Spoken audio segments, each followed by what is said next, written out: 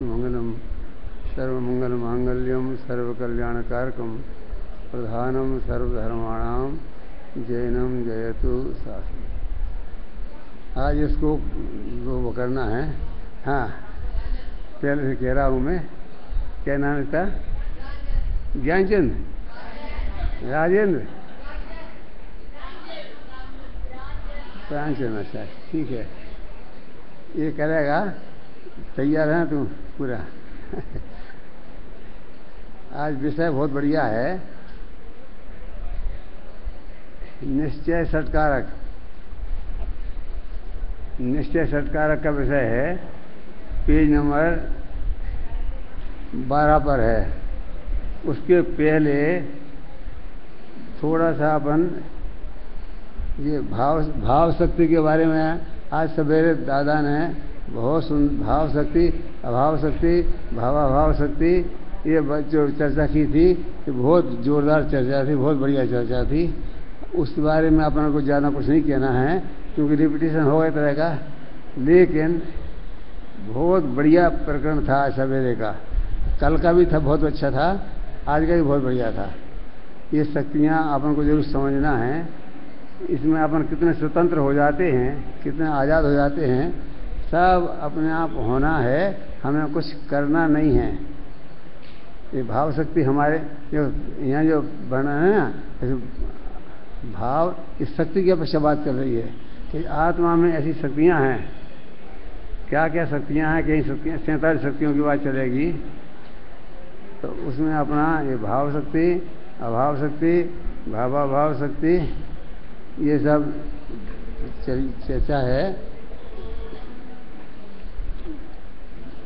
इसकी चर्चा वो खुद करने वाले हैं, इसलिए मैं कुछ कहता नहीं हूँ। यहाँ पर देखो, मैंने इसमें किताब में तो नहीं है, मैंने इसमें आखिर मैंने नोट किया है थोड़ा सा। वो आपको थोड़ा बाद में कभी मौका लगेगा बताएंगे। अभी अपने पास इतना ज़्यादा वो विषय है कि अपना विषय ही पूरा नहीं होगा, इसलिए अपन ज़्यादा कुछ नहीं कहते अभी इसके बारे में। लेकिन ये प्रकरण बहुत अच्छा है, बहुत समझने लायक है। विद्यार्थियों के लिए खास करके बहुत ध्यान देने की चीज़ है। अपन इतने स्वतंत्र और आज़ाद हो जाते हैं कि इसकी कोई कल्पना नहीं कर सकते आप। आपको कुछ करना ही नहीं है, सब अपने आप होना है। भाव शक्ति है, अभाव शक्ति है, भावाभाव शक्तियाँ है ना। तो वो सब अपने अपना काम कर रही हैं। उसमें हमें तुम्हें क्या करना है? कुछ नहीं करना है। अभी मैं इसमें क्या है, पेज नंबर 11 पर क्रिया शक्ति, कर्म शक्ति, कर्ता शक्ति, करण शक्ति, संप्रदान शक्ति, अपादान शक्ति, अधिकरण शक्ति और संबंध शक्ति, ये शक्तियाँ हैं। इसके बारे में भी अभी मैं कुछ नहीं कहना चाहता हूँ, क्योंकि अभी अपन को निश्चय वाला प्रकरण है ना, उसको चलाना है। यदि वो 4 पेज का है, मुश्किल से आज अपन कोशिश करेंगे तो 2 पेज मुश्किल से हो पाएंगे, है ना। इसलिए इस संबंध में भी चर्चा पहले हो गई है और हो जाएगी। ये शक्तियाँ हैं ना, तो कारकों के संबंध में तो अपन बात कर ही रहे हैं। कर्ता कारक, कर्म कारक, करण कारक, संप्रदान कारक और अधिकरण कारक, 6 कारक है ना। तो 6 कारक की चर्चा अपन कर ही रहे हैं और होगी ही, आगे ही होगी। अभी आप ये निकालो, निश्चय षटकारक का स्वरूप। ये प्रवचन सार की 16वीं गाथा के आधार पर सारा विषय है। और प्रवचन सार की 16वीं गाथा माने बहुत महत्वपूर्ण गाथा है। कहाँ? प्रवचन सार की 16वीं गाथा, समझिए नहीं। जो तहे सो लद्य सवावो सवण्णु सभ्य लोग पद महिदो उदो से मेवादा अवधि स्वयं उत्तीने दिठो। ये स्वयंभू के नाम से प्रसिद्ध गाथा है और गुरुदेव को बहुत पसंद थी गाथा। इसकी चर्चा वो बहुत करते थे, बहुत बार कहते थे। स्वयंभू की गाथा, इसका प्रसिद्ध नाम ही ये है, स्वयंभू की गाथा है। 16वीं गाथा है, उसका नाम क्या है? स्वयंभू की गाथा। स्वयंभू माने अपने आप, ये आत्मा से परमात्मा बनता है। कैसे बनता है, क्या विधि है उसके परमात्मा बनने की, ये सब इसमें समझाएंगे वो। देखो इसके नीचे जो 1.5 लाइन में लिखा है उन्होंने कि यो है आत्मा स्वभाव को प्राप्त सर्वज्ञ और सर्वलोक के अधिपतियों से पूजित स्वयमेव हुआ होने से स्वयंभू है। स्वयंभू क्यों है? स्वयंभू माने अपने आप बना भगवान परमात्मा। तो ये अपने आप कैसे बना? किसी ने बनाया तो होगा। तो वो कह रहे हैं कि वो देखो यह आत्मा स्वभाव को प्राप्त है। एक स्वभाव एक विभाव, ये दो चीजें हैं ना। विभाव माने राग द्वेष मोह की पर्याय हैं, वो विभाव पर्याय हैं। और ज्ञान स्वभाव है, ज्ञान की वो है, ज्ञान स्वभाव है। तो ये कहते जो आत्मा वह आत्मा स्वभाव को प्राप्त सर्वज्ञ और सर्वलोक के अधिपतियों से पूजित। किसके द्वारा पूजित है? कि लोक के जो अधिपति हैं सबसे श्रेष्ठ उनके द्वारा पूजित स्वयमेव हुआ होने से। ये माने प्रत्येक जितने परमात्मा हुए हैं आज तक उनने सब ने क्या किया? बोलो, परमात्मा बनने के लिए उनने क्या किया? अपने परमात्मा स्वभाव को समझा है। तो जितने भी अधिपति हुए हैं भगवान परमात्मा बने हैं वो कैसे बने हैं? अपने कारण आत्मा कारण स्वभाव को जान करके कार्य परमात्मा बन गए। तो उन्होंने क्या किया? तो उन्होंने अपने कारण स्वभाव को जाना कि मुझ में परमात्मा बनने की क्षमता ताकत योग्यता है। इस बात को समझा और वो स्वयं परमात्मा बन गए। तो स्वयं माने स्वयं अपने आप बन गए। क्या करके बने परमात्मा? कैसे बने? कि अपने आत्म स्वभाव को जानकर पहचान कर उसी में जमकर रमकर वो परमात्मा बने। समझे नहीं? परमात्मा बनने की विधि क्या है? यदि आपको और हमको परमात्मा बनना होगा तो हम क्या करेंगे? बोलो, क्या करना चाहिए हमको? किसकी पूजा करें कि परमात्मा बन जाएंगे? किसकी? अरे जिसकी पूजा करोगे उसके दास बन के रह जाओगे। भगवान की पूजा करोगे तो भगवान दास बनोगे। और भगवान बनना हो तो क्या करना पड़ेगा? अपना जो कारण परमात्मा स्वभाव है उस स्वभाव का आश्रय लो, स्वभाव की आराधना करो, स्वभाव में जमो रमो और उसमें ईश्वर हो तो परमात्मा बन जाओगे। तो परमात्मा बनने का एक ही उपाय है कि अपने को जानना। उसका नाम क्या है? सामान्य ज्ञान हो गया। फिर अपने को पहचानना, सम्यक दर्शन हो गया। और अपने में जमना रमना स्थिर होना उसका नाम ध्यान है। और उसी को सम्यक चारित्र कहते हैं। तो ये क्या कहते हैं कि वह आत्मा स्वभाव को प्राप्त सर्वज्ञ और सर्वलोक के अधिपतियों से पूजित स्वयमेव हुआ होने से स्वयं हुए। ये भगवान ये कारण परमात्मा स्वयं हुए। मैं स्वयं अपनी योग्यता से ही परमात्मा बनता है। परमात्मा बनने के लिए इसे दूसरे की पराये भगवान किसी की अपेक्षा की आवश्यकता नहीं है, किसी की आराधना की आवश्यकता नहीं है। ये स्वयंभू अपने आप स्वयंभू माने अपने आप आत्मा से परमात्मा बनना। तो आत्मा से परमात्मा बनने की विधि क्या है? कि जब यह आत्मा अपने कारण स्वभाव को अपने जिससे परमात्मा बनते हैं ऐसे कारण स्वभाव को जानेगा और उसी में जम जाएगा रम जाएगा तो परमात्मा बन जाएगा। इसलिए उसको स्वयंभू कहते हैं। देखो अब इसकी टीका लिखी है आचार्य अमृतचंद्र ने। ये आचार्य कुंद ने तो केवल 1.5 लाइन में इतना सा बता दिया उन्होंने कि ये भगवान कौन बनता है और कैसे बनते हैं। अब कुछ टीका में आचार्य अमृतचंद 10वीं शताब्दी में हो गए। वो क्या कहते? देखो, टीका शुद्धोपयोग की भावना के प्रभाव से समस्त घाती कर्मों के नष्ट हो जाने से। पहली बात क्या है कि संपूर्ण घाती कर्मों का नाश कैसे करना? घाती कर्मों का नाश कैसे होगा? तो क्या बताया इन्होंने कि शुद्धोपयोग की भावना के प्रभाव से। मैंने अपना 3 उपयोग है ना, शुभ उपयोग, अशुभ उपयोग और शुद्धोपयोग। तो शुद्धोपयोग माने आत्मा का जो वितराग स्वभाव है उसका नाम शुद्धोपयोग है। और एक शुभ भाव रूप है वो शुभोपयोग है। और अशुभ भाव अशुभ उपयोग है। तो अशुभ उपयोग तो है ही। शुभ उपयोग भी उपादेय नहीं है क्योंकि उसके आश्रय से भगवान नहीं बनते। यद्यपि उसके शुभ भाव का आश्रय लेंगे तो कुगति में नहीं जाएंगे, लेकिन सुगति में चले जाएंगे, रहेंगे तो संसार में ही। तो यदि परमात्मा बनना हो तो क्या करना पड़ेगा कि शुभ और अशुभ दोनों भावों को त्याग करके जो अपना शुद्धोपयोग है, अपना निज का उपयोग कैसा है, उपयोग माने ज्ञान दर्शन के व्यापार को उपयोग कहते हैं। उपयोग किसे कहते हैं? ज्ञान दर्शन के व्यापार को उपयोग कहते हैं। समझ आ गया? किसे कहते हैं उपयोग? ज्ञान दर्शन के व्यापार को उपयोग कहते हैं। तो उपयोग आत्मा का स्वभाव है। तो कौन सा उपयोग चाहिए? शुद्धोपयोग। उपयोग 3 तरह का है। कौन? शुभ, अशुभ और शुद्ध। तो शुभ और अशुभ तो संसार के कारण है। हम अशुभ उपयोग में जाएंगे तो नरक कुगति में जाएंगे, नरक निगुद में जाएंगे। और शुभ भाव में रहेंगे तो भी मोक्ष तो नहीं होगा, लेकिन स्वर्ग आदि की गतियां प्राप्त हो जाएंगी। और शुद्धोपयोग का ध्यान करेंगे, शुद्धोपयोग अपने आत्म स्वभाव को जानेंगे, पहचानेंगे, उसमें जमेंगे, रहेंगे तो परमात्मा बनेंगे। तो ये कहते हैं शुद्धोपयोग की भावना के प्रभाव से, शुद्धोपयोग की भावना हो उसके प्रभाव से समस्त घाती कर्मों को नाश हो जाने पर, जब आप शुद्धोपयोग की भावना भाओगे तो समस्त घाती कर्मों का नाश हो जाएगा।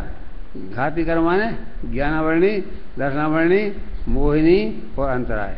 इन 8 कर्मों में सबसे ज्यादा यदि कोई खराब है तो एक कर्म है मोहिनी कर्म।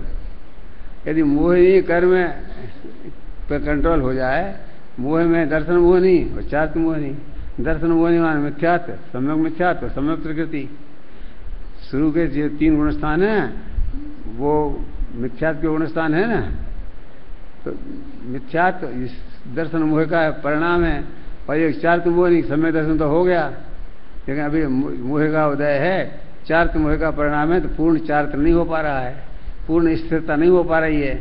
अपने स्वभाव में हम स्थिर नहीं हो पा रहे हैं चार्त के कारण, है ना। बाह्य चारित्र में हम उलझ गए हैं, अपना असली जो निश्चय चारित्र है उसको नहीं समझते हैं। तो ये कहते हैं शुद्धोपयोग की भावना से के प्रभाव से। किसकी प्रभाव से? शुद्धोपयोग की भावना के प्रभाव से समस्त घाती कर्मों के नष्ट हो जाने से। समस्त किसका नाश हो जाएगा? शुद्धोपयोग की भावना भाएंगे तो किसका नाश हो जाएगा? समस्त जो घाती कर्म हैं। कौन कौन से हैं घाती कर्म? ज्ञानावरणी, दर्शनावरणी, मोहिनी और अंतराय। तो सबसे ज्यादा खतरनाक कौन सा है? मोहिनी। मोहिनी का चला जावे है तो सब, बाकी तो सब चले जाएंगे, बाकी चिंता नहीं है। ज्ञानावरणी, दर्शनावरणी, मोहिनी और ये अंतराय, इन 4 में मोहिनी कर्म सबसे खतरनाक है। वो उसका अभाव हो जाए तो शेष का अभाव तो हो जाता है। तो क्या कहते हैं? शुद्ध क्या क्या घाती कर्मों के नष्ट हो जाने से जिसने शुद्ध अनंत शक्तिमान चेतन स्वभाव को प्राप्त किया है। जब दर्शन मोह का अभाव हो जाएगा, शुद्ध चेतन आत्मा की प्राप्ति हो जाएगी। आज शुद्ध आत्मा है ना, उसकी प्राप्ति हो जाएगी।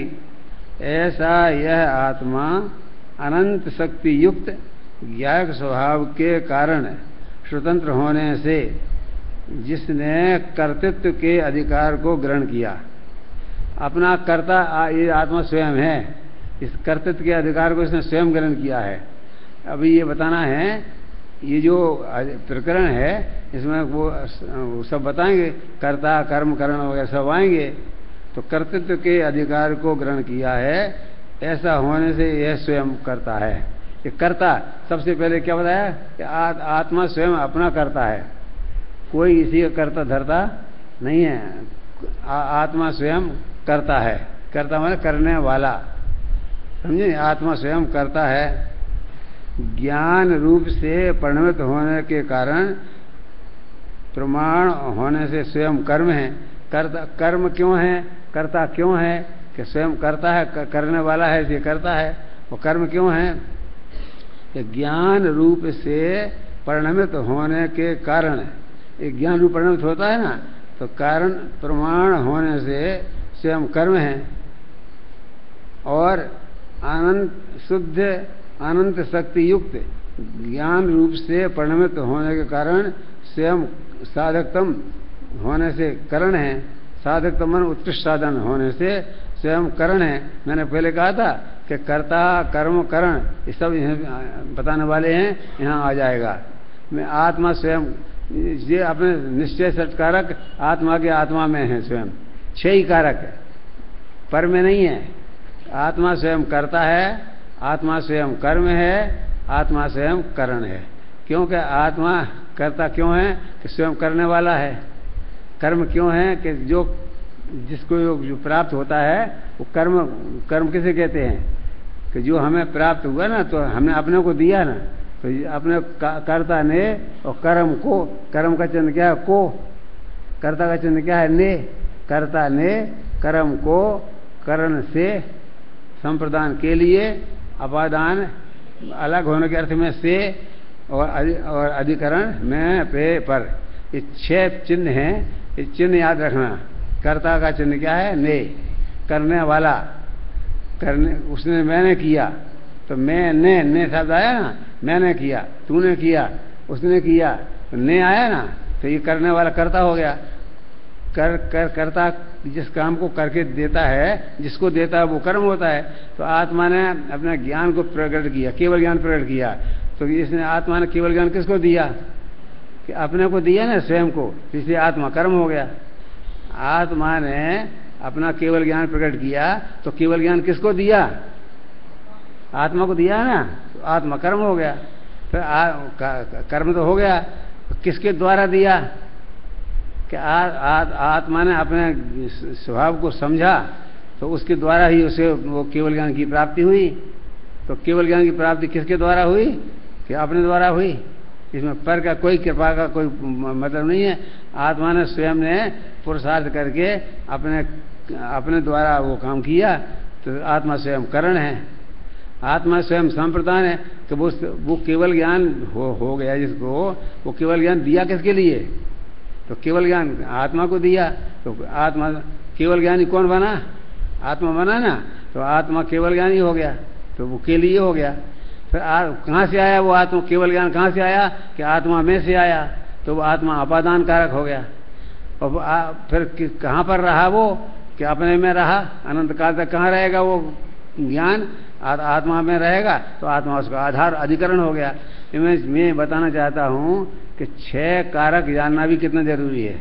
ये 6 कारक अपने स्वतः स्वयं के हैं कि अपने कारक अपने से हैं। 6 कारक, 6 शक्तियाँ कहते हैं ना, 6 शक्तियाँ हैं। पहले आ चुकी है ना, इस पिछले पेज में उनकी चर्चा यहाँ कर रहे हैं। और कर्ता माने निश्चय से कर्ता, कर्म, करण, संप्रदान, अपादान और अधिकरण, ये 6 ही कारक आत्मा के आत्मा में ही होते हैं, पर में नहीं होते हैं। निश्चय से, व्यवहार से पर में कहे जाएंगे वो, उसका अगला चैप्टर आएगा आगे, एक अगला चैप्टर है, उसमें व्यवहार के 6 कारक बताएंगे।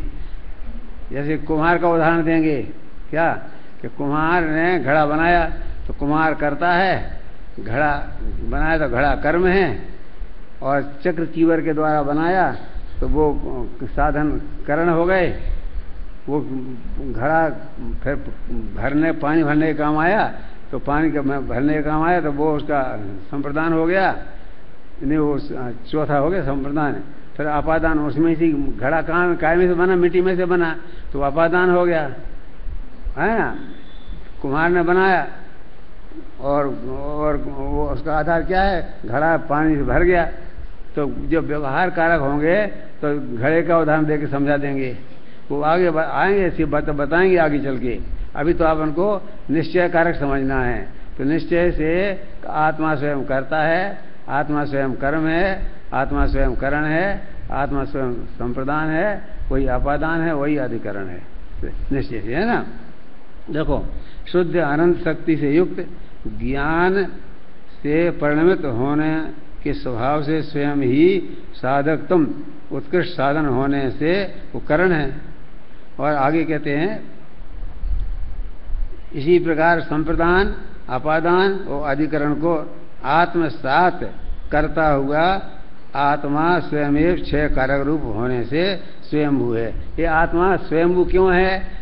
अपना आत्मा स्वयंभू माने आत्मा स्वयं परमात्मा कैसे बनता है कि इसकी षटकारक इसके साथ हैं, अपने षटकारों का आश्रय लेता है तो ये आत्मा परमात्मा बन जाता है। समझे नहीं? तो ये स्वयंभू है माने स्वयं आत्मा परमात्मा बनता है। आगे कहते देखो फिर प्रश्न किया कि निश्चय से षटकारकों को आगम के आलोक में समझाएं। कोई कह रहे कि आपने बता दिया तो ठीक है, हमें तो आप कोई आगम का आधार दे के समझाओ। माने आपने तो बता दिया अपनी तरफ से, हमें समझ ठीक है, लेकिन शास्त्रों में आगम का आधार बताओ। शास्त्र में कहाँ लिखा है, आगम में कहाँ लिखा है? तो आगम के आधार समझाएं ताकि अनादि काल से अंदर से बैठी मिथ्या मान्यता का श्रद्धा खंडित हो जाए।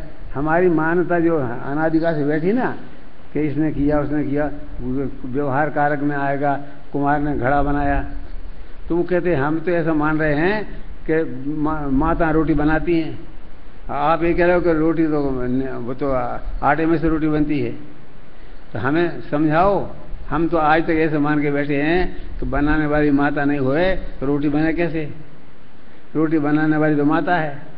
तो हम तो ये मान के बैठे हैं। तो वो कह रहे हैं कि तुम हमें ये बात समझाओ क्या कि निश्चय षटकारकों के को आगम के आलोक में बताएं। आगम में कहाँ लिखा है निश्चय षटकारक होते हैं? ये बात आगम में कहाँ लिखी, शास्त्रों में कहाँ लिखी है? तो वो कहते ऐसा करने से क्यों जानना चाहते हैं आप? कहते ऐसा करने से ताकि अनादि काल के अंदर बैठी हमारी जो मिथ्या मान्यता है, क्या मानता मिथ्या मान्यता क्या है कि कुम्हार घड़ा बनाता है। अरे कुम्हार क्या बनाता है? कुम्हार तो निमित्त मात्र है, घड़ा तो मिट्टी बनाती है, मिट्टी में से बनता है घड़ा। कौन बनाने वाला है? निश्चय से कौन है? मिट्टी। और व्यवहार में कौन है? कुम्हार। व्यवहार से देखा जाए तो कुम्हार ने घड़ा बनाया, और निश्चय से देखा जाए तो घड़ा मिट्टी में, मिट्टी नहीं होती तो घड़ा कहाँ से बनता है ना? उत्तर सुनो। हाँ हाँ बिल्कुल, तुम बिल्कुल ठीक कह रहते हो। आगम के आधार बिना बहुत काल से उल्टी मान्यता तोड़ना तो आसान नहीं है। हमारी मान्यता अनादि काल से बैठी है, उसको हम तोड़ना नहीं, कैसे तोड़ें?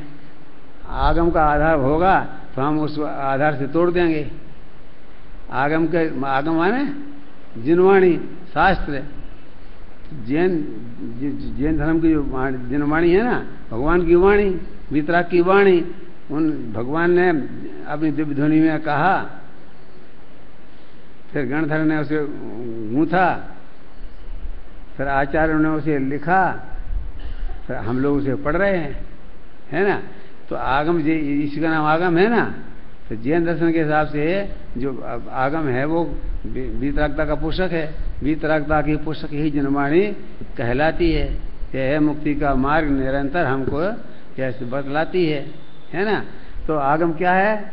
जो शास्त्र है, जनवाणी है, वीतराग वाणी है, उसका नाम आगम है। तो आगम से अब हमें समझाओ तो हमारी समझ में आ जाएगा। ऐसा शिष्य ने प्रश्न किया तो आगम का आधार दे रहे हैं, वो सुनो कि निश्चय उत्तर है। हाँ हाँ तुम बिल्कुल ठीक कहते हो। आगम